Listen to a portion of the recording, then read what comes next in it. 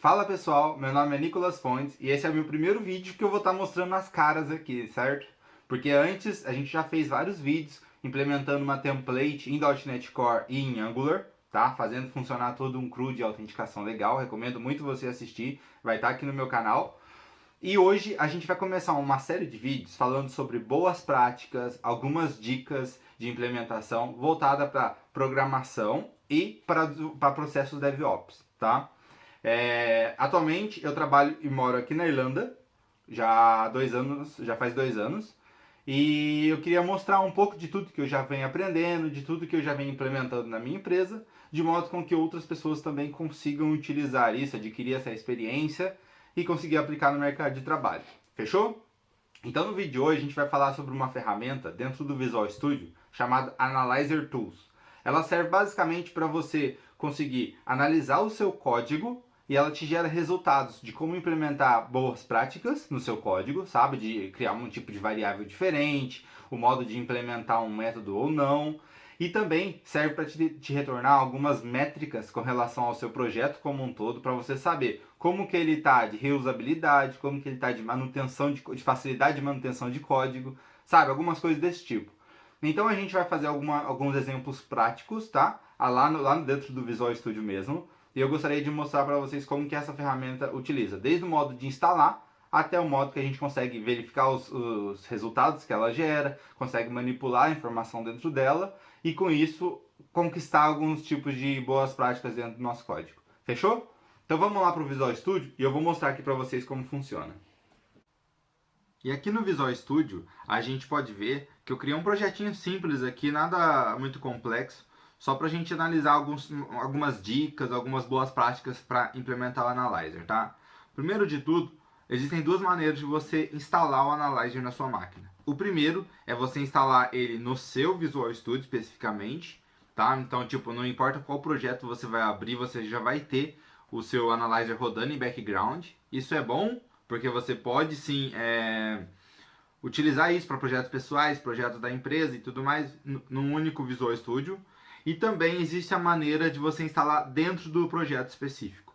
Isso é bom quando você está trabalhando em times, a gente até fez isso na empresa.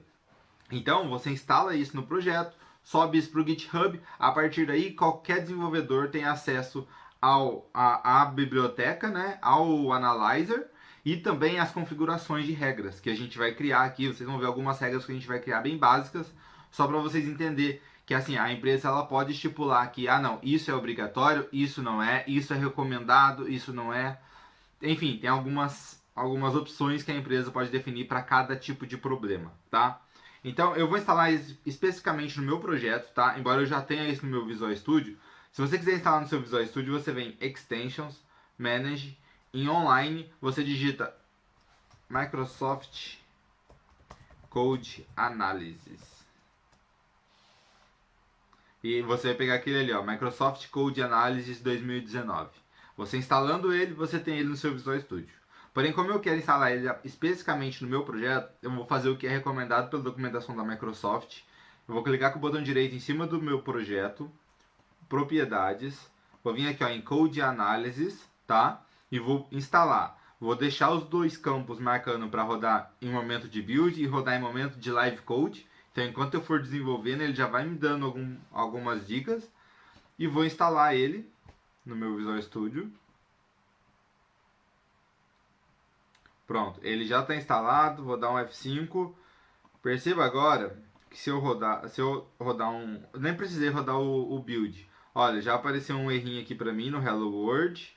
Se a gente vir no Analyzer, por exemplo, já apareceu 3 errinhos aqui para mim, ó, no método apenas de uma conversão simples, tá? Eu já tenho aqui um errinho no meu start, já tenho uma identificação aqui, ó, no meu new users, tá? Vamos rodar o build só para vocês entenderem os erros que vai mostrar para mim. Olha lá, rodou, dá sucesso, o Visual Studio entende assim, ó, seu código está elegível, eu vou entender. Só que se você entrar aqui em Error List, olha, eu posso ver 10 warnings e 4 mensagens. O primeiro dos warnings aqui, ele está falando sobre o meu projeto, porque ele contém um underline e ele fala, olha, não recomendo você ter esse underline aí no nome do seu projeto, no namespace, né? Como você pode ver aqui e no caso aqui. E eu vou falar para ele, cara, vai ser o nome do meu projeto, por favor, ignore isso. Então lá no meu erro, eu vou clicar com o botão direito, vou vir em Set Severity e vou setar como None. Tá? Perceba que ele já criou aqui um arquivo chamado editor config, que se eu abrir ele, ele criou a primeira regra, que ele vai falar assim, ó, para esse projeto, toda vez que cair no erro CA1707, eu quero que você apenas ignore, tá? Vou salvar, esse aqui eu posso até fechar, e vou rodar o build novamente. Clicando no erro, eu percebo que agora eu só tenho 7 warnings, porque todos os erros que estavam encapsulados no namespace, eles já sumiram, tá? Vamos pro primeiro. Ele está falando que o argumento lá, ARGS padrão, né, de qualquer console application, ele foi declarado, mas ele não está sendo em uso. E aí eu tenho opções. Eu posso falar para ele de novo, cara, esquece disso, deixa isso para lá. Eu vou falar, não, realmente, se ele não está sendo utilizado, ele deveria ser excluído. Então, seta isso para mim como error, tá? Porque eu quero que o programador, quando ele vê que ele está fazendo isso, ele realmente exclua, está usando variável, está usando memória à toa. O próximo, eu tô falando que o meu método start, ele não está instanciando nenhuma outra... Olha lá, ele tá falando que ele não está instanciando nenhuma outro tipo de data fora dali e tudo mais. E a dica dele é, você pode marcar isso como estático. Então, eu vou seguir, eu concordo. Olha lá, eu segui como estático. E agora ele está dando um erro lá em cima, no meu analyze, que ele está falando assim, olha, os seus dois métodos são estáticos. Todos os métodos que eu tenho aqui são estáticos. Então, nada mais certo do que a classe ser estática também. Então eu também concordo. Tá? Beleza, eles estão estáticos, porém agora vai causar um outro tipo de erro. Olha lá, percebe que agora tem vários tipos de erros. Por quê? Porque agora está na implementação do meu analyzer. Porque o meu analyzer agora ele é um método estático. Então eu vou simplesmente ignorar esse modo de instanciar o meu objeto e vou instanciar assim. Ah lá, agora o ARGS ele está dando um erro para mim. Ele está falando, olha, você está tendo esse parâmetro, você tá aqui, está consumindo memória, mas você não está utilizando. Então tá, então eu vou retirar ele também daqui, eu não preciso dele no momento. Vou rodar novamente. Ele deu sucesso, mas se a gente olhar lá no build, temos aqui, ó. Ele está falando agora sobre o meu Hello World. Vamos entender o que ele está falando? Ah lá, sim, entendi. Ele está passando uma variável. O Visual Studio, o C Sharp, ele tem uma tabela de resources que dá algumas dicas de como a gente tem que implementar as strings dentro do nosso sistema. Já tem variáveis pré-prontas lá que a gente pode utilizar as tabelas de recursos. Só que ele está falando assim, olha, você está utilizando isso aqui, sendo que você deveria utilizar a tabela nossa de recursos. Eu vou falar para ele, cara, eu vou utilizar isso outras vezes, eu vou querer chamar esse método consoleWriteLine e vou querer passar uma string, então eu no momento eu não quero utilizar a sua tabela de recursos. Então eu vou simplesmente, aqui, ó, eu posso também clicar na lâmpada e também falar que, ó, por favor, ignora isso pra mim, eu não tô afim de ter esse problema. Vamos rodar o build novamente. Eu sempre gosto de rodar, sabe? Não, eu sei que não é importante, eu sei que já tá rodando isso automaticamente, mas eu gosto de rodar porque às vezes ele pega uma coisa ou outra. Vamos continuar nos warnings. Olha lá, ele tá falando que o comportamento da minha conversão de int para string, no caso esse primeiro aqui, poderia variar de acordo com a localização do usuário.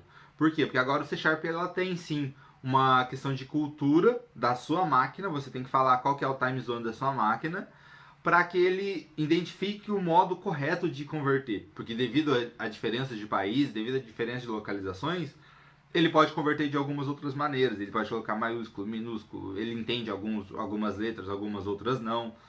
Então, ele fala, olha, o que eu recomendo para você é você ter algum tipo de cultura aqui que você me fale, olha, eu preciso disso. Isso acontece legal, recentemente a gente teve um problema no nosso servidor, que a gente está aqui na Europa e o nosso servidor está nos Estados Unidos. E a gente precisou trabalhar com data nesse tempo. Só que a gente tem um time zone de 4, 5 horas de diferenças. E, cara, tava salvando lá, e como a gente manda salvar com o time 00, ele tava salvando no dia anterior. E aí tinha a opção da gente fazer uma gambiarra de acrescentar, né, essas horas, tipo 10 horas, e aí fazer. Só que não era o certo. E aí a gente foi descobrir que existe essa maneira da gente, em vez de trabalhar, falar pro banco de dados, olha, eu tô mandando, pega o data de agora e salva aí e já era. Não, eu posso catar a data do meu sistema agora, eu coloco qual que é a localização do meu país e salvo ela de acordo, sabe? Então, ele tá falando, ó, e perceba que é o mesmo erro para todos, ó. Percebe que é o mesmo erro para todos. Então, eu vou vir aqui e vou criar, tá, uma variável culture info, vou instanciar ela, vou chamar ela de culture info e vou passar aqui qual que é a minha location, tá? Como a gente está fazendo vídeo pro Brasil e tal, vou passar ptbr, opa, salvei, e aí agora eu posso vir aqui e olha lá, o que ele fala para mim? O comportamento, tudo mais, precisa saber qual que, pode variar de acordo com a localização do usuário. Por favor, coloque aqui qual que é a cultura dele. Então, vou passar somente na primeira linha. Olha lá, ó, perceba que o erro já sumiu. E isso serve para todos. Se você passar o último argumento, né, como o culture info, que foi a variável que eu criei, ele já vai sempre, quando ele for converter, ele vai sim pegar qual que é a variável minha, qual que é a minha localização que eu quero trabalhar, e ele vai converter de acordo com isso, sabe? Então, por exemplo, você está lá, sei lá, no Iraque, no Brasil, as letras são totalmente diferentes, números são totalmente diferentes, então ele vai se basear com base nisso. Vamos ver o que mais que ele está pegando. Vamos rodar o build aqui. Error list. Olha lá, ele está falando que esse campo aqui ele não está sendo modificado, então ele pode se tornar um read only. Então tá, concordo. Read only. Build novamente. Olha lá. Eu estou utilizando objetos, eu estou declarando objetos aqui e eles não estão sendo utilizados. Eu só declarei para a gente fazer uns testes, né? Vou até utilizar eles então, só para ele tirar esse erro, tá? E vou dar um console write line number double. Vou mandar um ponto toString aqui mesmo, só para ele declarar. Olha lá, ele está dando o mesmo problema, a gente vai passar o culture aqui. Beleza, já não vou ter mais aqueles problemas de eu estar declarando uma variável e não utilizando. A última coisa é, esse objeto pode ser simplificado. E olha lá, ó, ele está... eu estou declarando um objeto aqui e depois eu estou passando os valores para cada parâmetro. E aí ele fala para mim, olha, existe uma maneira correta de você fazer isso, que é eu declarar o objeto, criar e já passar com os campos e já passar os valores que eu já tenho, né? Então eu vou falar, realmente eu concordo e vou passar. Aí tem só um detalhe que eu gostaria de fazer, que é, por exemplo, beleza, se a gente rodar aqui agora, ele vai estar 0. Se a gente entrar lá, ó, tá tudo 0, meu código está 100%. Só que eu quero passar isso para os outros programadores. Então, o que eu vou fazer? Por exemplo, nesse código aqui eu vou comentar, porque ele vai dar aquele erro aqui no meu como eu estava utilizando uma variável e eu estava declarando uma variável e não estava utilizando, né? E eu vou falar o seguinte, cara, eu quero que esse problema aqui ele seja um erro. Então você está com erro. Por quê? Porque todo programador que ele declarar uma variável e ele não utilizar, ele tem que ver que é um erro e ele tem que quebrar, tá? Então já declarei que é um erro, perceba que agora está com o vermelhinho, e se eu fizer assim, ele vai voltar ao normal. Fechou? Isso é bom, por exemplo, a gente lá na empresa a gente utiliza o Azure DevOps para fazer toda a parte de teste automático, de deploy automático, diferença de ambientes, né?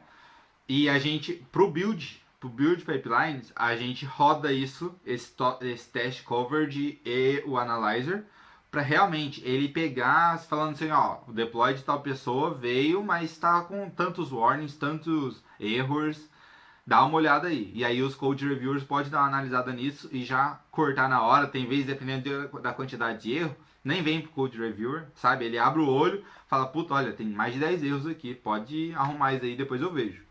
Então isso é muito bom para melhoria de código, fazer o seu sistema se tornar com melhor performance, melhor desempenho, tá? E rapidinho, a última dica que eu posso te dar é, se você clicar com o botão direito no seu projeto e vir em Analyze Code Cleanup e clicar em Calculate Code Metrics, você vai poder ver aqui, é que o meu projeto é pequeno, mas você vai poder ver todas as suas classes, todos os seus métodos, todos os seus projetos aqui dentro. E ele vai falar algumas coisas, sabe? Quantidade de linha de código, quantidade de linha executável, facilidade de manutenção do seu código, complexidades, heranças, o quanto você está uma classe herdando da outra. E aí ele vai te explicar, por exemplo, assim, ó, para a parte de manutenção, ele fala que quanto maior é melhor, porque isso aqui é com questão de porcentagens. E assim vai indo.